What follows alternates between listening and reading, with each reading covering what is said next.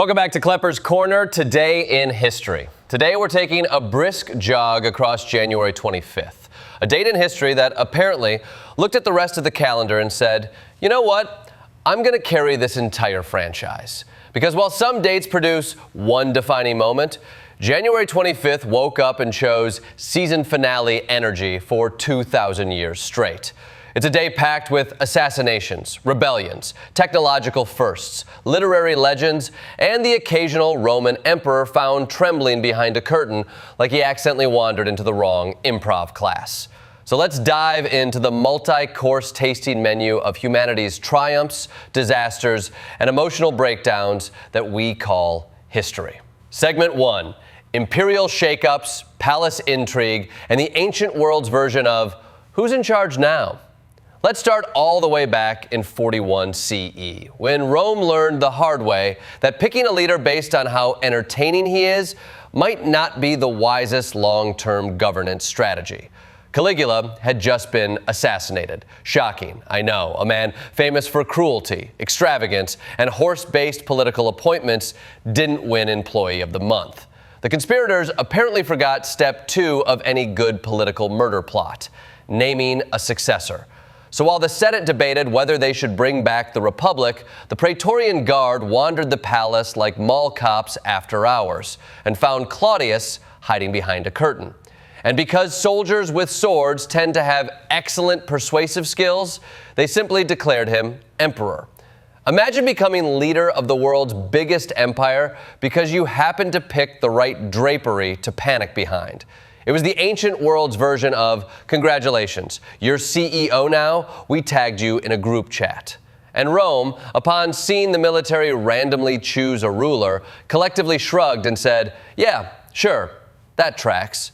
Claudius actually ended up being a competent administrator, proving once again that history sometimes gives power to the guy trying to avoid eye contact. 7 centuries later, January 25th again said, let's shake up another empire, this time at the Battle of the Zab in 750 CE. The Umayyad Caliphate, massive, wealthy, powerful, ran face first into a coalition of people who were not fans of their we're better than everyone, don't check the fine print governance philosophy. The Abbasids introduced a new tactic. A spear wall formation so disciplined, it basically turned into the world's earliest no, you move sign. The Umayyads, confident and charging in, discovered they should have read the Yelp reviews first. Their cavalry broke against the wall, the army collapsed, and the Abbasids took power. This wasn't just a new dynasty. It launched the Islamic Golden Age, a period of mathematics, astronomy, medicine, architecture. Basically, everything your high school textbook rushes through in one paragraph before spending 3 chapters on the Boston Tea Party. The center of power moved from Damascus to Baghdad, and suddenly the world had algebra, astronomical observatories, and libraries that didn't require Roman senators to yell at someone. And speaking of shifting thrones, let's take a quick medieval hop to England, where on January 25th, 1327, Edward III ascended after the forced abdication of his father, Edward II. If you think modern politics is dysfunctional, imagine being a teenager told, congrats, you're king now, and also we overthrew your dad, and also don't ask too many questions. Edward III would go on to launch the 100 Years' War, because apparently nothing says long-term strategy like a multi-generational conflict that no one can summarize without a chart. So January 25th really said, empires rise, empires fall, and occasionally the guy curled up behind the curtains becomes emperor anyway. Segment 2, diplomacy, treaties, and the birth of modern national identity. Fast forward to 1579, because Europe needed a break from plagues, wars, and questionable hairstyles, and decided to invent a new country instead. The Union of Utrecht was signed between several northern Dutch provinces who said, Spain, thank you for your service, but we're going to start seeing other governments. This treaty, essentially the Dutch declaration of, we're just not that into you anymore, became the foundation of the Dutch Republic. And what made it groundbreaking wasn't just political unity, it included clauses on religious tolerance. Revolutionary stuff in an era when Europe's main hobby was arguing about theology and occasionally burning the neighbor's house down over it. That tolerance ended up fueling the Dutch Golden Age, an era of art, trade, navigation, and financial innovation. The Netherlands basically speed ran becoming a global powerhouse. Meanwhile, in 1554, across the Atlantic, where Europe hadn't yet realized it was causing problems, Jesuit missionaries founded Sao Paulo on January 25th. What started as a mission outpost, because colonialism loves to begin as a small project that won't get out of hand, eventually became the economic heart of Brazil and the largest city in the southern hemisphere. The Jesuits likely did not imagine that their little religious school would evolve into a megacity with traffic so bad it could make a saint swear. Together, these events show January 25th's favorite theme. Let's build nations today. It'll be fun. It's the day where treaties write themselves, cities are founded, and Europe experiments with tolerance before immediately forgetting about it for 300 more years. Segment 3. Rebellion, uprising, and the citizens who said, absolutely not. Now we arrive at the section where January 25th unleashes every possible version of, we're mad and we brought friends. Starting in 1787 with Shays' Rebellion, a protest led by farmers who discovered that after helping win the American Revolution, the government's reward was crushing debt, property seizures, and taxes they couldn't pay. It's like the revolution ended and America immediately said, hey, that was fun, let's do the economic hardship part again. On January 25th, the rebels marched to seize the Springfield arsenal. The militia guarding it fired cannons loaded with grape shot, because nothing says, we hear your concerns, like fruit-sized shrapnel. The rebellion failed, but it did force the nation to admit that the Articles of Confederation were basically a suggestion sheet taped to a fridge. The crisis pushed leaders toward writing the U.S. Constitution. So yes, technically, America owes its government structure to a group of angry farmers who just wanted debt relief. The founders had lofty ideals. The farmers had overdue mortgage statements. January 25th kept the uprising energy alive in 1831, when the Polish National Diet declared the Romanov Tsar dethroned. This was Europe's version of yelling, "You're not my dad," but with bayonets. While short-lived, it remains a defining moment of Polish resistance. Brief, bold, and guaranteed to annoy the Russian Empire. Then, in 1971, Uganda joined the January 25th Revolution Party, when Idi Amin staged a military coup while President Milton Obote was out of the country. Because, apparently, the best time to overthrow your government is when your leader is mid-connecting flight. Amin seized power and proceeded to run the country with the subtlety of a gorilla in a china shop, launching an 8-year regime known more for brutality than effective policy. Finally, January 25th, 2011, Egypt, the Day of Rage, one of the defining moments of the Arab Spring. Protesters filled Tahrir Square calling for freedom, democracy, and an end to police brutality. The government tried everything. Tear gas, beatings, shutting down the entire internet, which is the Middle Eastern equivalent of grounding the whole country. But you can't unplug a revolution. After 18 days, Mubarak resigned. It was a moment where digital activism, grassroots organization, and sheer collective will collided and proved that even entrenched regimes can fall when the population says, actually, no, this isn't working for us. January 25th, it seems, is the date when humanity looks at authority and decides we're making edits. Segment 4, science, technology, and the ongoing human tradition of inventing things that later terrify us.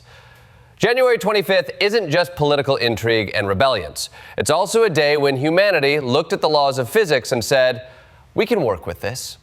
Let's start with Robert Boyle, born January 25th, 1627, the man responsible for Boyle's Law, the one equation you definitely memorized in high school and then immediately forgot as soon as finals ended.